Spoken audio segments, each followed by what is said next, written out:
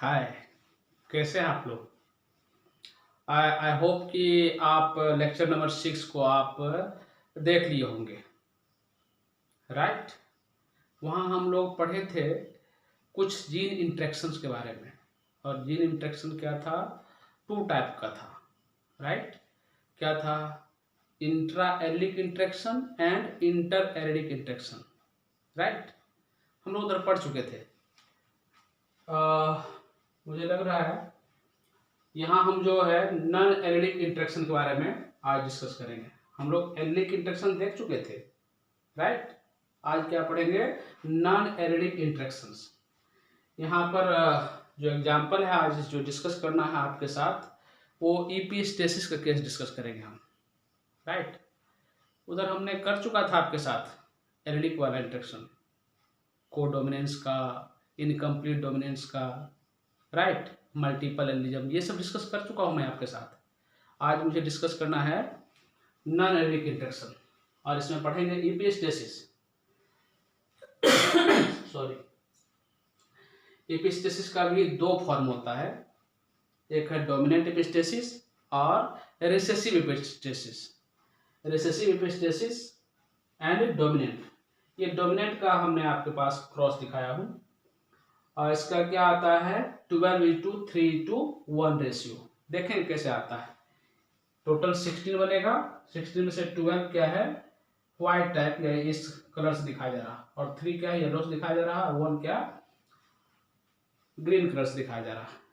ये रेशियो आएगा, ये डोमिनेंट एपिस्टेसिस का क्रॉस का रेशियो दिखाया जा रहा। आगे हम लोग पढ़ेंगे।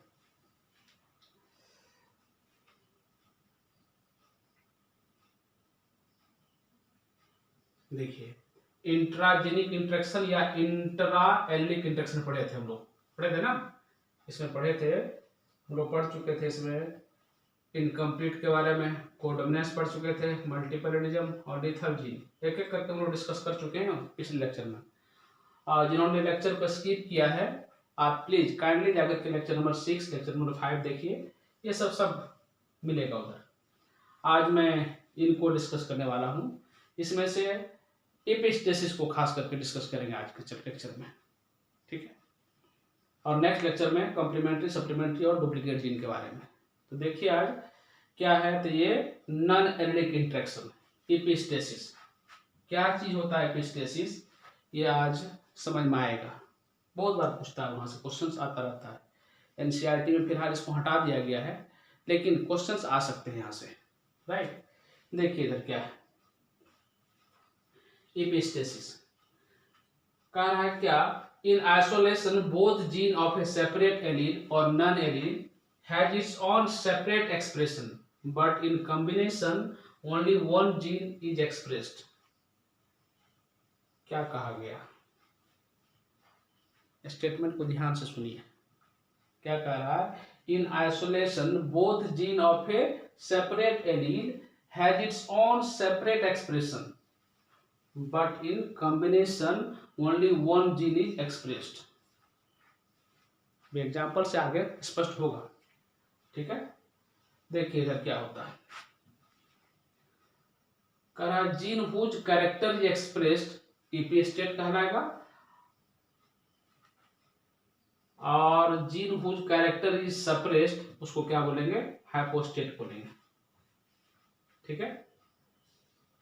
स्टेटमेंट को ध्यान रखिए। इन isolation both gene of a separate allele has its own separate expression, but in combination only one gene is expressed. Example लेके देखेंगे भी आगे। देखिए इधर इस तरह की बात होता है, क्या है कि एक जीन है इस टाइप का, सी है और क्या है ये पी है,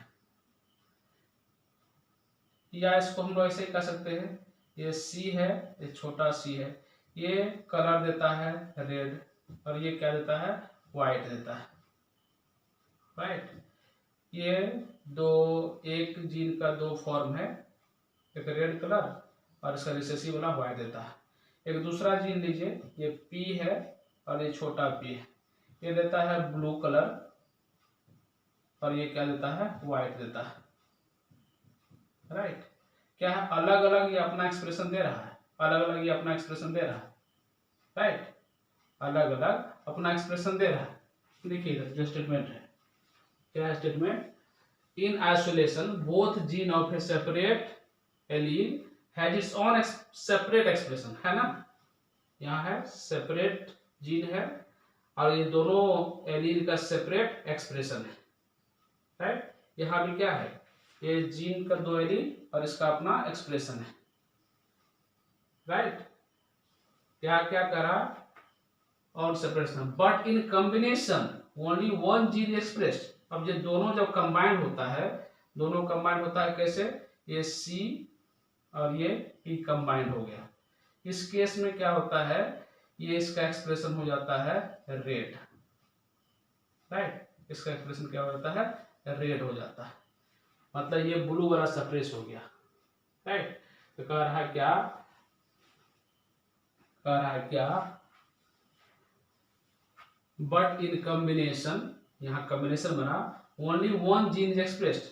कौन सा जीन एक्सप्रेस हो रहा है, ये सी वाला जीन एक्सप्रेस हो रहा ना, रेड वाला कैरेक्टर एक्सप्रेस हो रहा, दूसरा क्या हो गया, सप्रेस हो गया। जो एक्सप्रेस हुआ उसको बोलेंगे ईपी स्टेट, और जो सप्रेस नहीं हुआ उसको बोलते हैं हम लोग हाइपो स्टेट। आगे एग्जाम्पल में और भी समझ में आएगा हम लोग को, ठीक है। यहाँ लिखे हैं gene whose character is expressed EP state, यहाँ पर सी का कैरेक्टर एक्सप्रेस हुआ जो रेड है, और gene whose character is suppressed उसको क्या बोलते हैं हम लोग, हाइपो स्टेट बोलते हैं। यहाँ पी क्या है, हाइपो स्टेट है। अब देखिए डिफरेंस क्या है, डोमिनेंस एंड एपिस्टेसिस में क्या डिफरेंसेस। डोमिनेंस वाला फेनोमेना क्या है, इंट्रा एलिलिक फेनोमेना है, इंट्रा एलिलिक इंटरेक्शंस है, राइट। और एपिस्टेसिस वाला फेनोमेना इंटर एलिलिक इंटरेक्शंस है, या नॉन एलिलिक इंटरेक्शंस बोलते हैं। इसमें क्या है, एक ही कैरेक्टर का जो दो एलील्स है वो आपस में किस तरह का इंटरेक्शन शो करता है, दैट इज डोमिनेंसी। लेकिन यहाँ क्या है, दो अलग अलग कैरेक्टर का जो एलील है आपस में किस तरह से इंटरेक्शन करता है उसकी बात करते हैं हम लोग एपिस्टेसिस में। देखिए क्या चीज है, डोमिनेंस में देखिए क्या रहा, one gene suppress the expression of other gene with in the allele, right. With in the allele का मतलब क्या है, जैसे क्या है, मान लीजिए कैपिटल टी है और ये स्मॉल टी है, ये जीन क्या किया, इसको सप्रेस किया, है ना, इसको सप्रेस किया, छोटा टी को सप्रेस किया कैपिटल टी। तो one gene suppress the expression of other gene with in the allele, है ना। ये हाइट का एलील है, उसमें से एक जीन जो एलील कहला रहा है इसको सप्रेस कर रहा है, इसको क्या बोलते हैं, इंट्रा एलिलिक इंटरेक्शन, है ना। एक ही कैरेक्टर का दो एलील उसके बीच का इंटरेक्शन है, इंट्रा एलिलिक। यहाँ क्या है, यहाँ क्या है देखिए, one gene suppress the expression of other gene between separate allele और नॉन एलील, इसको बोलते हैं इंटर एलिलिक इंटरेक्शन। इसको एक डायग्राम से समझने की कोशिश करते हैं। देखिए इधर ये कपल है, मान लीजिए कि मेल फीमेल ये है, ये मदर फादर है और इनका लड़का है, ये इनकी शादी होती है बाहर, ये मेल ये फीमेल, ठीक है। इनका इनके ऊपर चलता है, ये मेल, इनकी जो फीमेल है मान लीजिए वाइफ, ये हस्बैंड है, इसका वाइफ है, हस्बैंड का वाइफ के ऊपर डोमिनेंसी चलता है नॉर्मली, तो बोलते हैं क्या है, ये क्या है, इंट्रा एलिड है ना, इंट्रा एलिड है, हस्बैंड का वाइफ के ऊपर चलना, कैपिटल टी का स्मॉल टी के ऊपर चलना, ऐसा मान लीजिए, ठीक है। यहाँ क्या है, लॉ ऑफ डोमिनेंस। अब इनका लड़का है ये और इनकी शादी बाहर की लड़की से होती है, तो ये भी यहाँ क्या है, डोमिनेंस शो करता है अपने वाइफ पर, समझने के लिए बता रहे हैं ऐसे। ये इनके ऊपर डोमिनेंस शो करता है, ऐसा होता है फैमिली में। अब ये फादर है तो फादर का अपने बेटा के ऊपर चलता है ना, ये तो अलग कैरेक्टर या अलग और ये अलग, तो इसका डोमिनेंसी इसके डोमिनेंट के ऊपर चल रहा है, तो बोलेंगे डोमिनेंट एपिस्टेसिस हो रहा है। ये इंट्रा एलिलिक और ये भी इंट्रा एलिलिक, लेकिन जब इसका कोई इफेक्ट इसके ऊपर या इसका इफेक्ट इसके ऊपर, तो बोलेंगे इंटर एरेलिक। ये अलग हो गया, ये अलग हो गया, अलग अलग कपल है। इस केस में क्या है कि ये फादर, तो फादर का अपने बेटा के ऊपर चलता है डोमिनेंट जीन, नॉर्मल लाइफ में तो ऐसे ही होता है ना, आपके ऊपर आपके पेरेंट्स का चलता है, पेरेंट्स मतलब फादर का मदर का भी चलता है, तो वही है ये। तो यहाँ क्या है, ये डोमिनेंट इसके डोमिनेंट को सप्रेस किया, तो डोमिनेंट एपिस्टेसिस बोलेंगे, राइट। कभी कभी क्या होता है, बेटा तो सुनेगा अपने बाप का बात, फादर का बात, लेकिन ये जो है ये इनका बात सुनेगी, यहाँ डोमिनेंसी, लेकिन जरूरी नहीं है कि ये इनके बात को माने। वो जो है क्या क्या कभी कभी होता है, समझने के लिए, अपने ससुर के ऊपर डोमिनेंसी दिखा देती है। तो क्या हुआ, इसका रिसेसिव इसके डोमिनेंट को सप्रेस कर दिया, तो इसका मतलब क्या है, रिसेसिव एपिस्टेसिस टर्म बोलेंगे। क्या बोलते हैं हम लोग, रिसेसिव एपिस्टेसिस टर्म देते हैं। इस केस में क्या है, ये डोमिनेंट हाइपोस्टेट कहलाएगा और रिसेसिव एपिस्टेट कहलाएगा, राइट। अब देखिएगा, ये एपिस्टेसिस दो तरह का, डोमिनेंट एपिस्टेसिस और रिसेसिव एपिस्टेसिस। अब डोमिनेंट एपिस्टेसिस का देखिए क्या चीज है, क्या बोले, dominant gene of one allele suppress the expression of dominant gene of other allele या नॉन एलील। देखिए तो dominant gene of one allele है ना, dominant gene of one allele suppress the expression of dominant gene of other allele, है ना, इसी की बात कर रहे हैं, ये लिखा हुआ है यहाँ पर, dominant gene of one allele suppress the expression of dominant gene of other allele. और इसका एक्सप्रेशन, ये जो इसका रेशियो आता है, क्या आता है, 12:3:1 आता है। ये कैसे आता है तो हम लोग आगे पढ़ेंगे। और जब रिसेसिव एपिस्टेसिस की बात करते हैं, तो recessive gene of one allele suppress the expression of dominant gene of other allele. यहाँ देखिए तो इसका रिसेसिव क्या करता है, इसके डोमिनेंट को सप्रेस करता है, राइट। उसका रिसेसिव इसके डोमिनेंट को सप्रेस करता है, तो इस केस में बोलेंगे हम लोग रिसेसिव एपिस्टेसिस। और इस केस में जो रेशियो आता है वो आता है 9:3:4। ये पोस्ट मेंडेलियन कॉन्सेप्ट है, डेविएशन फ्रॉम मेंडल्स लॉ भी बोलते हैं हम लोग, राइट। अब ये कैसे आता है, डोमिनेंट केस में 12:3:1 और रिसेसिव केस में 9:3:4, ये कैसे आता है हम लोग देखेंगे, राइट। अब चलिए उधर से देखते हैं, कुछ आपके लिए जो है यहां से है कंटेंट, हम लोग देखते हैं एपिस्टेसिस को।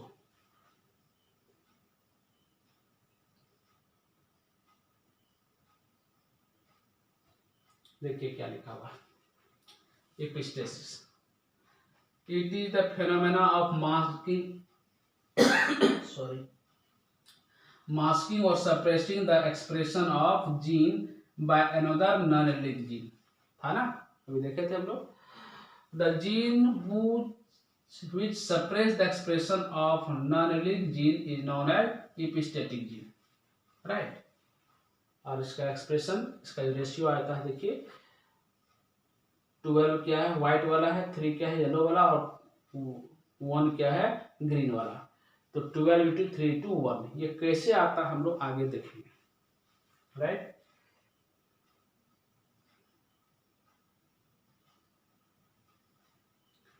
The gene or locus which is suppressed by presence of non-allelic gene is termed as hypostatic gene।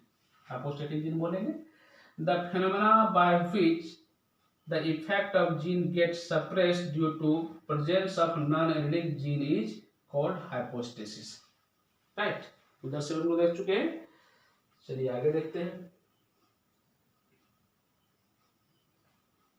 ये एपिस्टेसिस 2 टाइप का है ना, एक क्या है डोमिनेंट और एक क्या है रिसेसिव।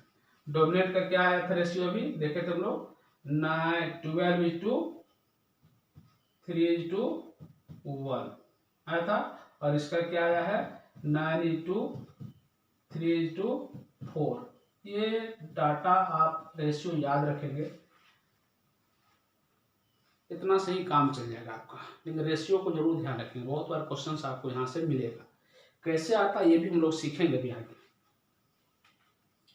लेकिन फिलहाल ये डाटा आप ध्यान रखिएगा।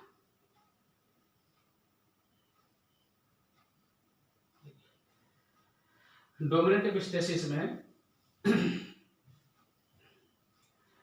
in this condition the epistatic gene is dominant over its own allele, right? It is therefore effective even in heterozygous condition. Dominant epistasis का केस यहाँ पर मिलता है कुकुरबिटा में। देखते हैं आगे एग्जाम्पल। करा the dihybrid ratio of dominant epistasis is 12:3:1, जो हम लोग भी देखे उधर। एग्जाम्पल कहाँ मिलेगा ये डोमिनेंट एपिस्टेसिस, इंपॉर्टेंट है। Fruit colour in Cucurbita pepo summer squash बोलते हैं। क्या बोलते हैं? Summer squash. Fruit colour in summer squash. ये क्या होता है? कुकुरबिट्स है। कुकुरबिट्स समझते होंगे, वैसा प्लांट जिसमें क्या होता है, जैसे क्या है कि कुकुम्बर हो गया, लत्ती वाला प्लांट बोलते हैं नॉर्मली हम लोग, ठीक है। कद्दू हो गया, कोहड़ा हो गया, ये सब क्या है? कुकुरबिट्स में आता है, राइट। सीताफल बोलते हैं नॉर्मली समर स्क्वेस। यहाँ पर क्या मिलता है? Dominant epistasis. एग्जाम्पल बहुत बार डायरेक्ट एग्जाम्पल पूछेगा आपसे एग्जाम में, इसको ध्यान रखिएगा। देखिए fruit colour summer squash plant, plant that carry the dominant allele C produce white fruit, whereas plant that are homozygous for the recessive allele C produce colored fruit, right? If the squash plant is also homozygous for the recessive allele G, the fruit is green. If it carry the dominant allele G of this gene, the fruit will be yellow. 3 तरह का होगा, कुछ क्या होगा? Green होगा, कुछ yellow होगा, कुछ कलरलेस होगा, राइट। वो देखेंगे। देखिए मैं अपना एक और भी है यहाँ से एग्जाम्पल, देखते हैं क्या चीज। देखिए डोमिनेंट एपिस्टेसिस केस क्या है? Fruit colour of summer squash, Cucurbita pepo बोलते हैं। देखिए इधर क्या चीज, ये लिए ये सी क्या है? डोमिनेंट फॉर्म है और रेड कलर देता है, और ये स्मॉल सी व्हाइट कलर देता है। जैसे कैपिटल टी टॉलनेस को रिप्रेजेंट करता है, स्मॉल टी ड्वार्फनेस को, तो इसी टाइप का एक जीन है जो ये कैरेक्टर शो कर रहा है। तो यहाँ जो आपस में हो रहा है, ये क्या हो रहा है? इंट्रा एलिडिक इंटरेक्शन हो रहा है। ये दूसरा जीन है, ये दूसरे कैरेक्टर के लिए है। ये ब्लू कलर देता है कैपिटल वाला, और ये व्हाइट कलर देता है। अब ये क्या है? ओवरऑल रेड हुआ और ये ब्लू हुआ। लेकिन जब ये दोनों साथ साथ आता है, ठीक ना, ये एलील आपस में नॉन एलील है, तो ये जीन का कैरेक्टर, ये दूसरा जीन, ये दूसरा जीन आपस में जब साथ आता है तो ये क्या है? ये एक्सप्रेशन में भाग लिया, रेड वाला भाग लिया, ओवरऑल ये रेड हो गया, तो ये क्या है? ईपी स्टेट कहलाएगा। और जो यहाँ वाला था ये अपने आप में डोमिनेट है, लेकिन यहाँ नहीं चला है, ये हाइपोस्टेट कहलाएगा, राइट। तो हाइपोस्टेटिस का एक्सप्रेशन नहीं होगा, डोमिनेंट हाइपोस्टेट है यहाँ पर। ये क्या है? डोमिनेंट एपिस्टेट है, और ये रेड कॉम्बिनेशन में। अब देखिए यहाँ पर रेशियो कैसे इफेक्ट होता है। अब एक प्लांट है जो ऐसा लिए कॉम्बिनेशन का, कैपिटल सी स्मॉल पी, ये क्या होगा? कैपिटल सी तो रेड होता है, ये ओवरऑल रेड फ्लावर है, रेड कलर का फ्लावर है, रेड कलर का प्लांट है। और ये स्मॉल सी कैपिटल पी, ये तो व्हाइट होता है इसका कॉम्बिनेशन। और ये क्या होगा? कैपिटल होगा ना, ये कैपिटल होगा ये। और इससे क्या है? कैपिटल पी है, ये ब्लू कलर देगा। अब जब ये गैमेट बनेगा, स्मॉल सी कैपिटल पी हम लोग पढ़ चुके हैं उधर, यहाँ से capital C small P combination बनेगा। अब देखिए क्या है? कैपिटल सी कैपिटल पी साथ साथ आ गया, तब यहाँ क्या होगा? ये रेड आ गया, इसका एक्सप्रेशन नहीं हुआ साथ साथ में, तो कॉम्बिनेशन है उधर। अब देखिए ये F1 हुआ।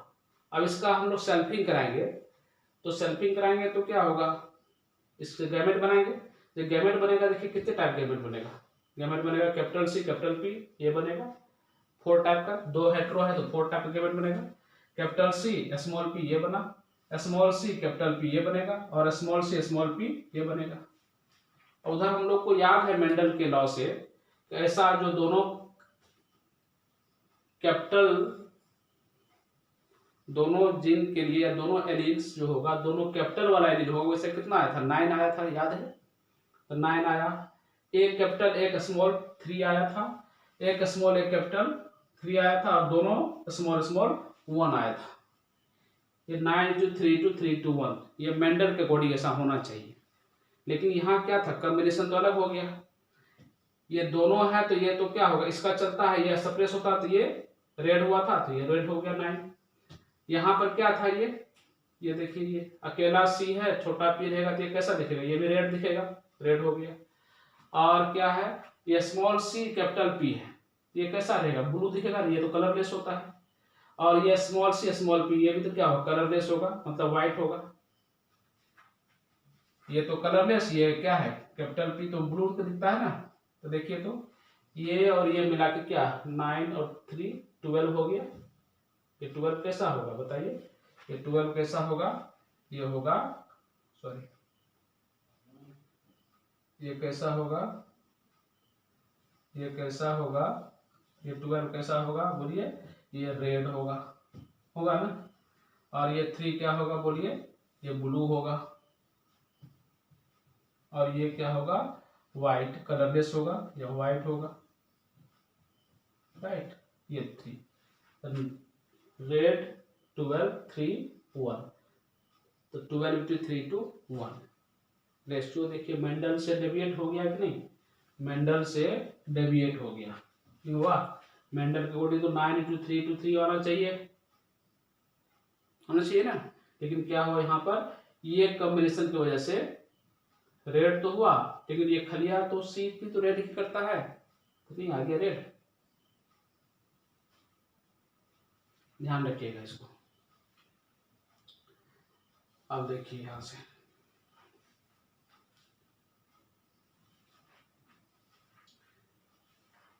यही चीज यहां पर लिखी हुई है, एग्जाम्पल थोड़ा सा अलग तरीके से यहां पर लिखे हैं, उससे कोई दिक्कत नहीं है।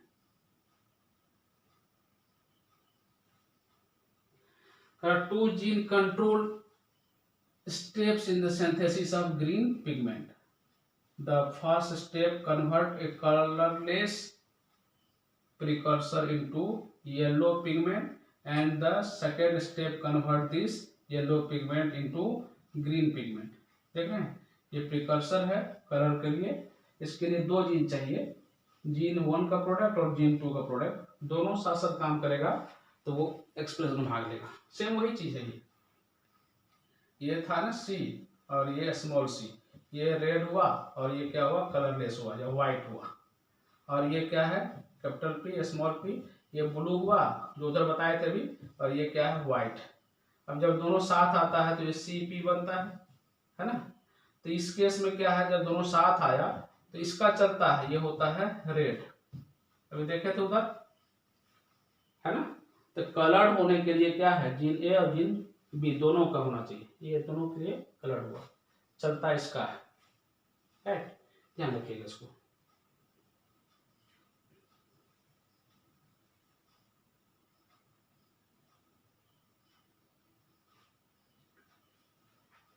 If the first step is blocked or by the presence of C allele, neither of the pigment is produced and fruit will be white, right.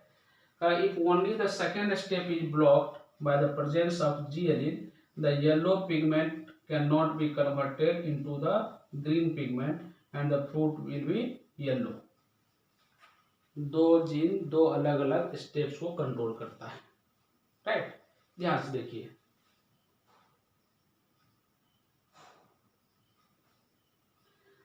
अब देखिए यहां से, ये पी डिग्री बोलते हैं, पुनेट स्क्वायर में आपको वो इंडिकेट हो रहा है। ये देखिए टोटल क्या है, ये व्हाइट कलर से दिखा रहा है। अब प्लांट लीजिए ऐसे, ये कॉम्बिनेशन और लिए WWYY, और छोटा w वाई वाई, ये ग्रीन है ये वाइट है। F1 जनरेशन में क्या हुआ, ये वाला हुआ F1 जनरेशन, और इसको सेल्फिंग कराए तो 12:3:1 आया F2 जनरेशन का, वाइट येलो और ग्रीन। हम लोग इसको रेड ब्लू और वाइट के रूप में हम लोग पढ़े थे, राइट। उससे कोई दिक्कत नहीं है, रेशियो सेम चीज है, ये वाइट 3 ब्लू और 1 ग्रीन, राइट। उधर से भी जो हम आपको उस बोर्ड से दिखाए थे अभी, सेम चीज है, रेशियो में कोई डिफरेंस नहीं है, बस बोलने का तरीका थोड़ा सा अलग किया गया है यहाँ पर।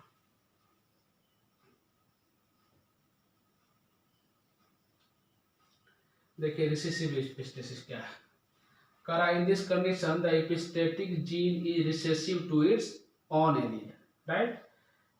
Thus the epistatic gene can have its inhibiting influence only when it is homozygous condition. The F2 ratio क्या है 9:3:4। एग्जाम्पल क्या है पोर्ट कलर इन माइस। अब देखिए इसको समझते हैं वहां से, देखिए ये रिसेसिव एपिस्टेसिस क्या है, बल्ब कलर ऑफ ओनियन और कोट कलर ऑफ माइस। अब एक एग्जाम्पल यहाँ से आया था अभी, कोट कलर ऑफ माइस, उधर से देखे थे। एग्जाम्पल को समझिए क्या चीज है, इंपॉर्टेंट है। रेशियो तो ध्यान रखना है क्या 9:3:4 आती है। अब देखिए इधर क्या है, कोट कलर ऑफ माइस। मान लीजिए एक चूहा है, capital A capital A capital B capital B, उसका ये जो कॉम्बिनेशन है उसके बॉडी का, ये अगोती कलर है।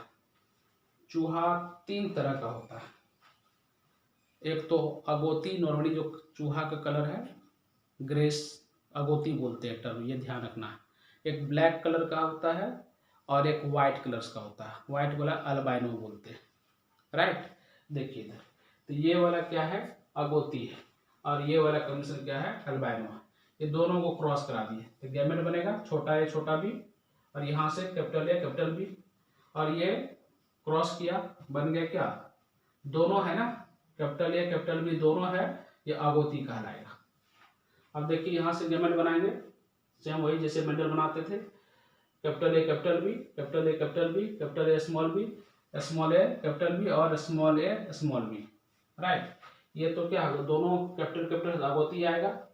अब एक कैपिटल है एक स्मॉल बी है, रिसेसिव एपिस्टेसिस की बात कर रहे हैं अभी बड़ा, वहां देखे थे ना, वहां देखे थे इस तरह का बात देखे थे हम लोग, ये देखे थे इसे, ये इनका इनके ऊपर चल रहा है, इसको मान लीजिए कैपिटल ए इसको स्मॉल ए मान लीजिए, और यहाँ दूसरा था ना इनका लड़का था ये, और इनको बी मान लीजिए और इनके इसको स्मॉल बी मान लीजिए, राइट। जब इनका ये और ये साथ होता है अगोती, राइट, लेकिन इसका बी इसको सप्रेस कर दिया था ना, इसका बी इसके एक्सप्रेशन को सप्रेस कर देता है, ठीक है। तो ये वाला क्या हो जाएगा एल्बाइनो हो जाएगा, जिसके एक्सप्रेशन को नहीं होने देगा। और ये क्या है ये खुद ब्लैक कलर पर इंडिकेट कर रहा है बी से, ये बी ब्लैक हो गया, और दोनों स्मॉल स्मॉल है क्या है रिसेसिव कैरेक्टर है, तो वो क्या है एल्बाइनो है। तो टोटल देखिए तो कितना आया, टोटल कैरेक्टर कितना आया, जो रेशियो आया 9 हो गया अगोती जिसमें क्या है दोनों कैपिटल कैपिटल वाला है, और 3 हो गया ब्लैक, ये ब्लैक हो गया ये वाला, और ये एक एल्बाइनो यहाँ से, 3 एल्बाइनो यहाँ से, एक एल्बाइनो यहाँ से, टोटल 4 एल्बाइनो। तो 9:3:4। ध्यान से देखिए कहीं कोई दिक्कत नहीं है।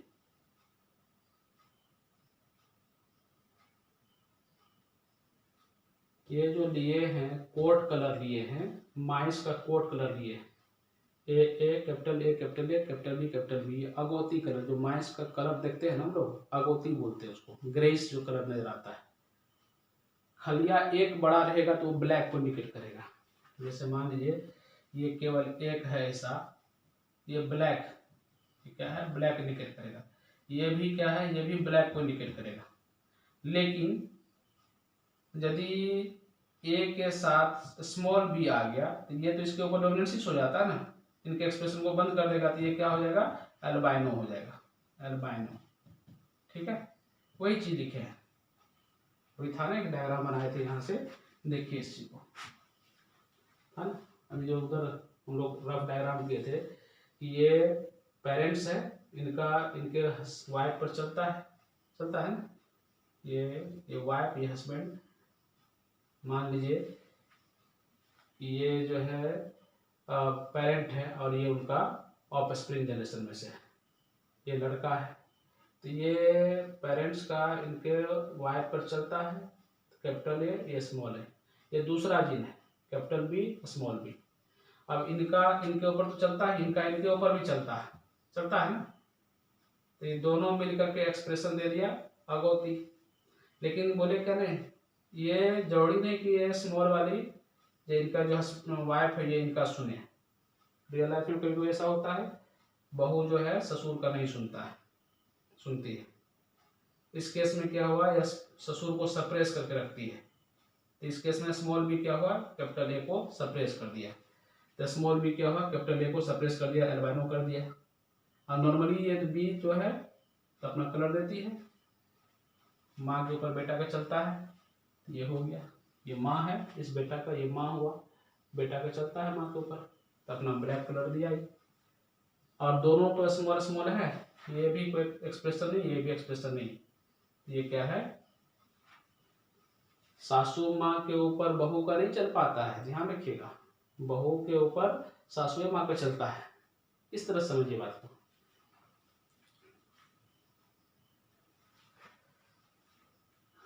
ये ध्यान रखिएगा, रिसेसिव इपिस्टेसिस का क्या है, coat colour in mines.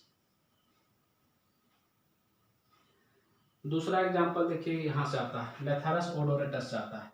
A classical example of this analysis is from the work of Bateson and Punnett, ये दो साइंटिस्ट का काम याद रखना है, who studied the genetic control of flower colour in sweet pea. Lathyrus odoratus बोलते हैं, खेसारी बोलते हैं इसको, इसका फ्लावर कलर में भी रिसेसिव इपिस्टेसिस वाला घटना होता है।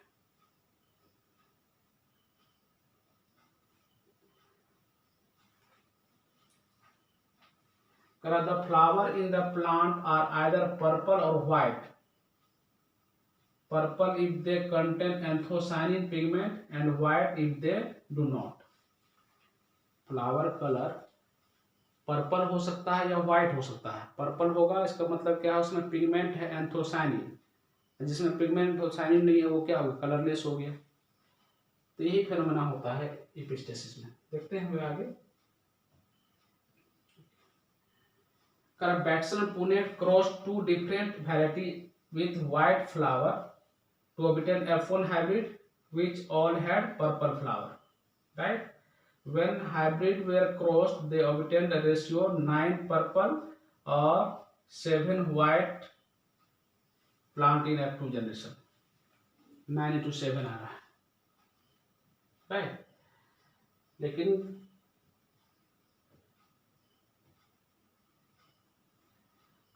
two independently assorting gene are C and P. They are involved in anthocyanin synthesis. Each gene has a recessive allele that abolishes pigment production.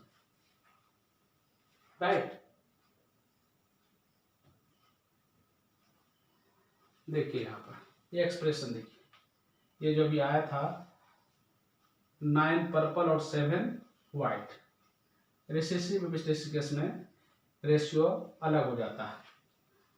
Dominant में क्या आया था 12:3:2, 12:3:4 आया था ना डोमिनेंट इपिस्टेसिस का, नहीं 12:3:1 आया था, और इसमें क्या आया था 9:3:4 आया था। अब देखिए यहाँ पर एक्सप्रेशन क्या है,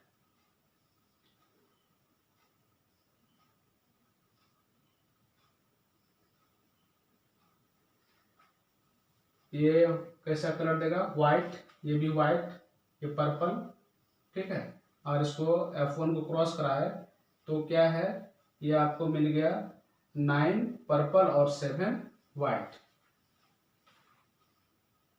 राइट, 9:7।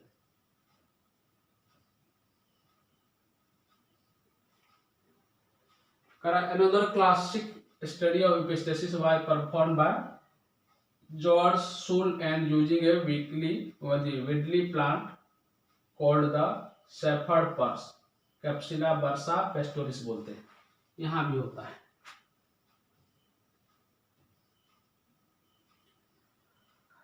रिसेसिव एपिस्टेसिस देखिए, the seed capsule of this plant are either triangular or ovoid in shape. कह रहा है seed capsule of this plant are either triangular or triangular shape होगा या ओवाइड होगा। कह रहा है ovoid capsule are if plant is homozygous for the recessive allele of the two gene, that is it has a genotype, ये दोनों homozygous type, ठीक है, वो ट्रेंगुलर शेप का सीड कैप्सूल है।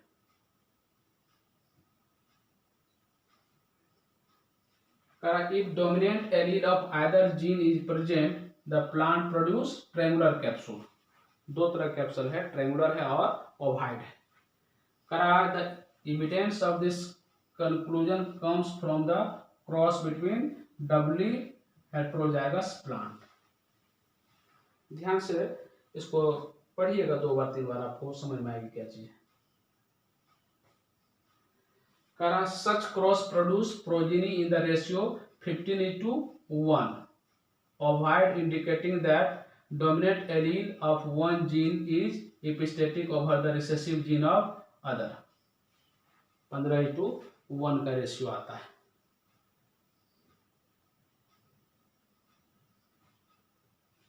अब देखिए यहाँ पर 15:1 का रेशियो है ना, ट्रेंगुलर और ये ओवल शेप का, इस तरह का रेशियो आएगा।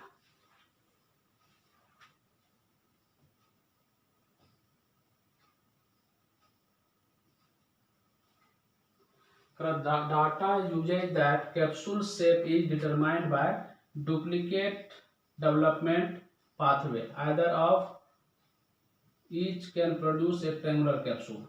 One pathway involves the dominant allele of the A gene and another dominant allele of the B gene, right?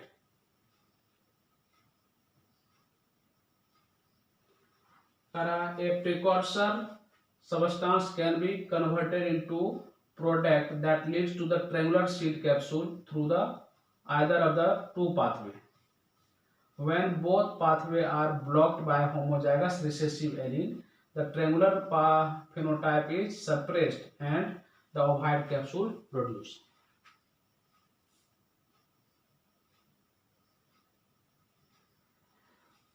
हम लोग जो है आज एपिस्टेसिस के बारे में हम लोग मेनली जो है रेशियो याद रखिएगा। आपके सिलेबस में यहाँ से ज़्यादा कुछ नहीं पढ़ना है, सिलेबस से हटा दिया है ये चीज़, लेकिन फिर भी एग्जाम में क्वेश्चंस मिलेंगे आपको। तो मेनली जो ध्यान रखना है आपको यहाँ पर 2 बात, रेशियो को ध्यान रखना है। एपिस्टेसिस का 2 फॉर्म, डोमिनेंट और रिसेसिव। तो डोमिनेंट वाला का क्या था रेशियो 12:3:1 और रिसेसिव वाला का क्या रेशियो था 9:3:4। ये ध्यान रखना है आपको। और डुप्लीकेट जीन का रेशियो क्या था 15:1, डुप्लीकेट जीन बोलते हैं। एपिस्टेसिस के तहत ही वो भी पढ़ना रहता है। नेक्स्ट लेक्चर में हम लोग सप्लीमेंट्री और कॉम्प्लीमेंट्री जीन के बारे में पढ़ेंगे। वो भी अभी सिलेबस में नहीं है, फिर भी आप उसका रेशियो कैसे आता है मैं बताऊंगा, आपके साथ डिस्कस करूंगा, आप उसको ध्यान रखिएगा। रेशियो के बाद यदि आप इसको ध्यान रख लिए, क्वेश्चंस आपके बन जाएंगे। बहुत ज़्यादा डिटेल यहाँ से क्वेश्चंस नहीं आ रहा है अभी फिलहाल, कुछ वर्षों में पहले आती थी, अभी क्या है एनसीईआरटी से इसको हटा दिया गया है। क्योंकि क्वेश्चंस आता है कभी काल एग्जाम में, तो जानना जरूरी है। और दूसरी बात, अभी क्या हो गया है, नीट 100% एनसीईआरटी को फॉलो करने लगा है, तो ज़्यादा चांसेस है कि ये वहाँ नहीं आएगा। फिर भी जानकारी होना चाहिए, रेशियो केवल ध्यान रखिएगा, राइट। और जो लेक्चर उधर अपने बोर्ड पर दिए हैं उसको ध्यान से देखिएगा, तो आपको समझ में आएगा कि एपिस्टेसिस का 2 फॉर्म का रेशियो कैसे 12:3:1 आया और 9:3:4 आया।